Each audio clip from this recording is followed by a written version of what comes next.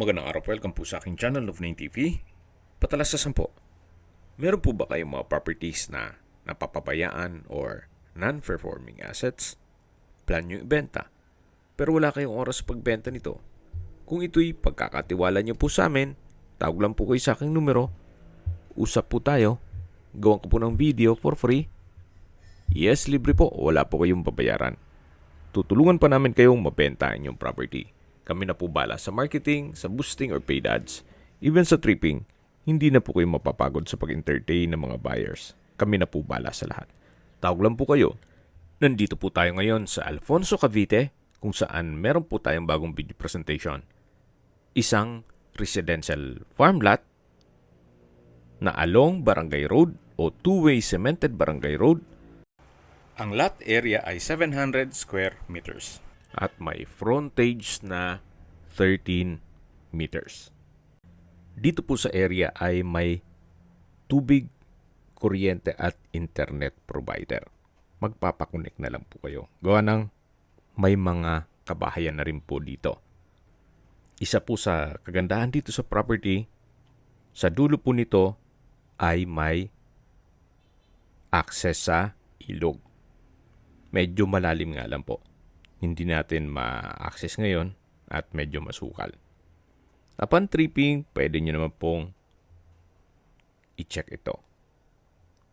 Kaya kung sakali man na gagawa kayo ng resort,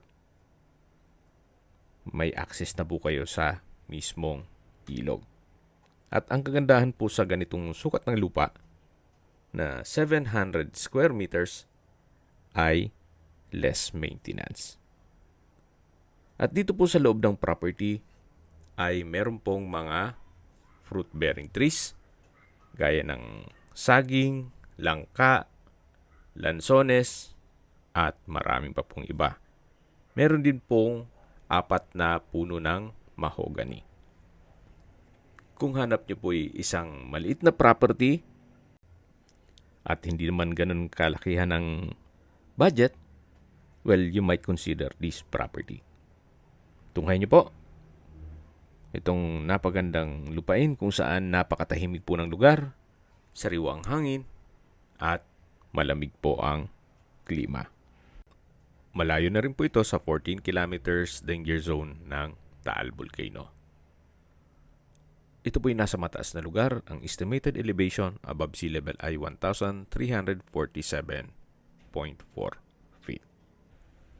Kung gagawa nyo po ng bahay bakasyunan para sa inyong retirement, okay na rin po itong ganitong sukat ng lupa.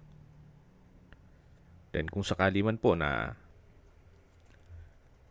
magninegosyo kayo at gawin nyo pong staycation business, pasok pa rin po.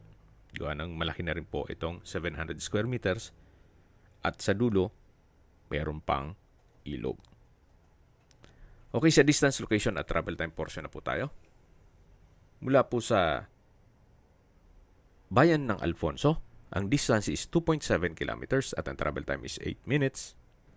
Kumpleto na po doon gaya ng public market, groceries, convenience store, remittance center, banks, schools, church at hospital.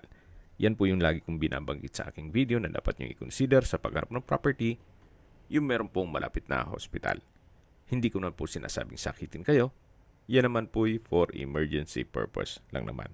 At mula naman po sa Tagaytay Bypass Road, ang distance is 7.9 kilometers at ang travel time is 17 minutes. Mula naman po sa Twin Lakes, ang distance is 14.4 kilometers at ang travel time is 27 minutes. Mula naman po sa Tagaytay Rotonda, ang distance is 17.9 kilometers at ang travel time is 36 minutes. Kung manggagaling naman po sa Manila o sa airport, ang distance is 59.8 kilometers at ang travel time is 1 hour and 46 minutes. Okay, sa presyo na po tayo. Binebenta po ito ni owner sa halagang 4,000 pesos per square meter. Kung may mga katanungan po kayo, tawag lang po kayo sa aking numero. At sa mga kababayan naman natin nasa ibang bansa, meron po akong Telegram. Sa mga iPhone user naman, may iMessage. Meron din pong Imo, Skype, Viber at WhatsApp. Same number lang po, 0917-316-3399. Sa mga nagtatanong naman po ng aming Facebook, meron po aming Facebook page na Nov9TV at Facebook Reel Video. Meron din pong TikTok at Instagram. May ibang YouTube channel po kami na The Nov9 TV channel, Nov9 TV Listings, Nov9 TV On The Spot, Nov9 TV Updates, at Nov9 TV House Rental. Sana po naibigyan nyo ang video presentation. Paki-like and subscribe na lang po sa aking channel para ma-update din po kayo sa aking future listings. Kung sakali po hanap nyo mas malaking sukat ng lupa, meron din po kami ibang listings na pwede nyong pagpilian.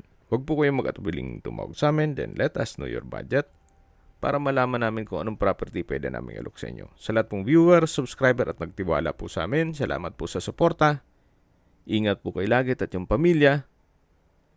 Maraming salamat po.